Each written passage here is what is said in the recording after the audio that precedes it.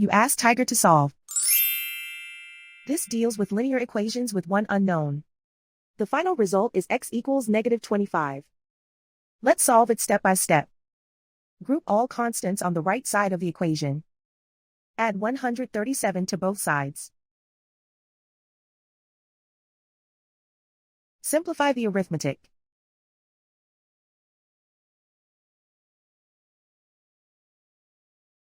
Isolate the x.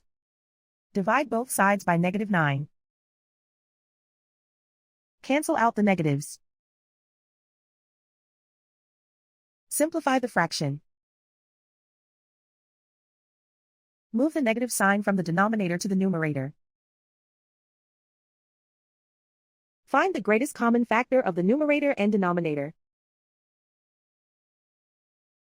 Factor out and cancel the greatest common factor.